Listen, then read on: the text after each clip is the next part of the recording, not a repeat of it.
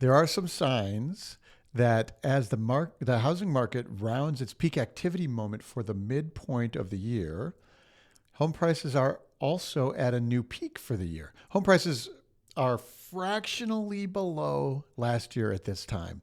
Uh, this is actually a remarkable development given how dramatically homebuyer demand slowed late last year. The fact that home prices didn't crash even though mortgage payments are so dramatically higher than they were just 18 months ago, like that's just remarkable. Could a home price crash still be on its way? Of course it could. Last September, mortgage rates spiked to 7.5%, and housing demand stopped cold. Inventory rose and prices corrected down. That could happen again, and it's why we watch the data so closely each week. Every week, of course, Altos Research tracks every home for sale in the country. We analyze all the pricing, all the supply and demand, all the changes in that data, and we make it available to you before you see it in the traditional channels. And we've been looking at the data to see how fragile this real estate market is in the face of consistently higher mortgage rates. As of right now, home prices are holding up and sales rates are holding up. I'm Mike Simonsen. I'm the founder of Altos Research. Let's look at the data for the holiday week of Independence Day, first week of July, 2023. There are now 465,000 single-family homes active, unsold on the market across the U.S. That's down a fraction due to the Independence Day holiday. It is quite common for most years for inventory to dip a little bit like it did this week over the holiday, with fewer sellers listing during that week. Last year was the exception. Last year, inventory kept rising almost 4% over the holiday week. Compare that on this chart, the dark red line, that's this year's curve, to the light red line from last year, the curve from last year, and you can see how quickly inventory was rising last year. Mortgage rates are now persistently above 7%, and the economy continues to surprise how strong it is and how strong employment is. So rates have not slid back down like many analysts predicted they would earlier in the year. We have inflation reports this week, and if inflation continues to cool, maybe we get lucky on mortgage rates too. But as of right now, the higher rates, I expect to slow demand some this month. So after the holiday transition completes, expect the market to resume inventory building. If you are a buyer, for example, who started looking a month ago or 6 weeks ago, your payments are now worse and you're more likely to hold off making an offer to wait and see if rates drop again. So fewer offers means inventory rises. As I've mentioned before, it's almost like we can see that home buyers are more sensitive to changes in rates rather than the absolute level of rates themselves. So the change from 7 to say 7.5 would be really shocking. Last year in September, we could measure an immediate spike in inventory when that happened. It's very unusual to have inventory building that late in the year like it did last year. So on Thursday this week, we have the Altos Research monthly webinar, and we'll dive into what comes next for inventory, home prices, and for sales.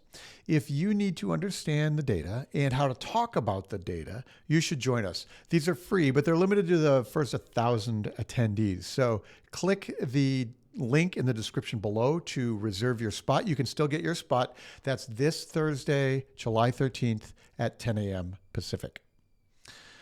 July 4th week last year was the moment when the transaction volume, the sales volume, really began to fall precipitously. Transaction volume fell again in September with that second mortgage rate spike of the year. As the sales rate recovered somewhat this year, we now have just 9% fewer homes in contract than we did last year at this time. And remember, we started 2023 with 35% fewer homes in contract. So that's a significant recovery in the sales volume. In this chart, each bar, the height of each bar is the total contract of homes, the total count of homes in contract. And you can see that big dip last year during the holiday week to 420 single-family homes that were in contract at that moment. This week was the start of the decline in transaction volume for the second half of all last year. The light portion of the bar are the new pendings each week. There are now 381,000 single-family homes in contract, with 74,000 new contracts this week. That's by our count, the most new sales in any week of the year was this week. It's 8% fewer than last year. So we're still closing the gap with the sales rate from last year, right? It's 8% now. There's 9% fewer in total contract, and it was 35% fewer earlier in the year. So so far, even at 7% mortgage rates, that sales trend is holding up, but we expect it to get maybe a little softer as we stay here. The comparison, though, gets easier with last year from here on out. So last year, the sales rate just dropped dramatically each week through the end of the year. You can see another dip in this chart in September last year, exactly when mortgage rates jumped to 7.5%. And this is where we'll want to keep our eyes focused, since rates are now, above 7% currently. And if mortgage rates go up from here, we'll see the impact very quickly in the pending sales data. We might lose ground again.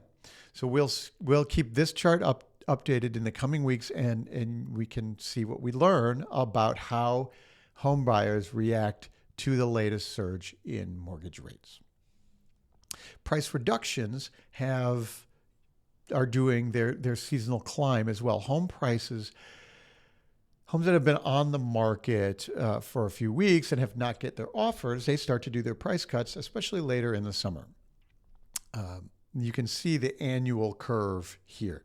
If demand weakens from here, there will be slightly fewer offers, slightly more price cuts, and the curve will accelerate. It'll be really interesting to see what happens in the next 2 weeks with price cuts. Right now, 32.5% of the homes on the market have had a price cut. There's been more demand than the quantity of homes available all year. So we've had relatively few price cuts. You can see that change came way down in the dark red line.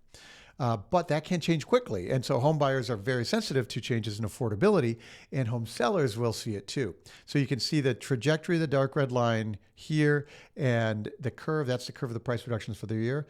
And if rates spike or buyers prove sensitive to the current over 7%, we'll see the price cuts accelerate in July. Last year's curve was just climbing so quickly, and that's how you measure demand cooled at the time. And demand has been accelerating this year. So at least for the few available homes on the market. And you can see that there are buyers for the homes at these mortgage rates. So keep your eyes here if mortgage rates climb again.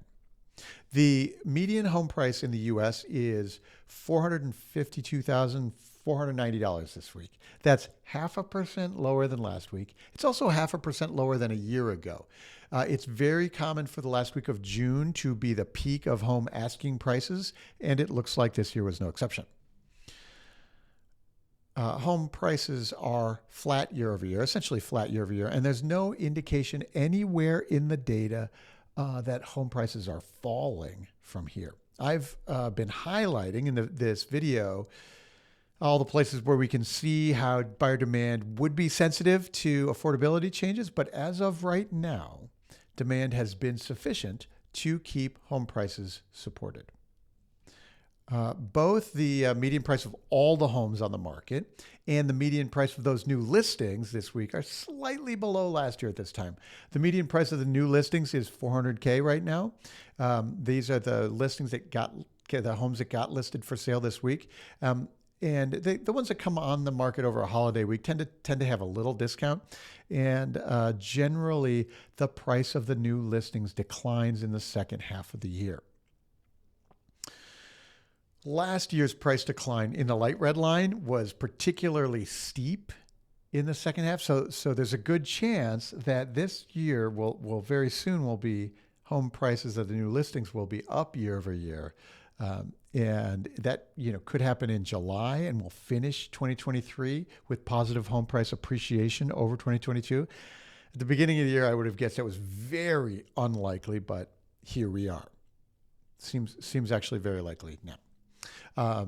If we look at the price of the homes that people are buying, we can see that the median price of the newly pending sales is up again this week. So the homes that are going into contract are at higher prices than those last year.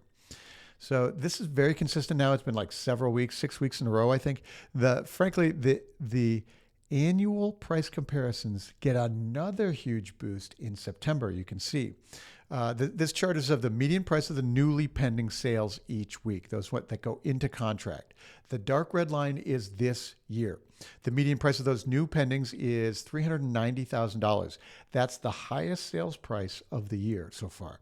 And it's just a tiny bit below the record sales price set a year ago in June. The light red line here is last year's curve, and you can see that the home sales prices took their big dip in June and again in September last year. And so each of those gives us annual year-over-year boosts, easier comparisons as the year goes on. No matter where you look in the data, home prices are basically flat from 2022. The trends are showing moderate price strength, especially compared to last fall. That means that home buyers are buying homes at these prices and these mortgage rates. We also know that mortgage rates have jumped over the last month, over 7%, because the economy has been unexpectedly strong. What if mortgage rates go to 8%, though? We should see that quickly in the price reductions, in the inventory, and in the sales price, all the charts that I've been sharing here today. This week, Thursday, is our hour-long webinar, and we'll dive into all these dynamics and answer the question, what is it going to take to finally get us some more inventory for some home buyers, some selection? As always, we look at local markets because there are some big surprises there on how the different markets are behaving. These webinars are limited to 1,000 attendees each month, but you can still get your space for this one. So click the link in the description below to register. That's this Thursday, July 13 at 10 a.m. Pacific. Click that and join us. As always, home buyers and sellers need to know what's happening. They need you to communicate with them about your local market. And if you need to understand, go to altosresearch.com, book a free consult with our team. We'll help you interpret the crazy local market for your buyers and sellers right now. Please join us. We'll see you Thursday.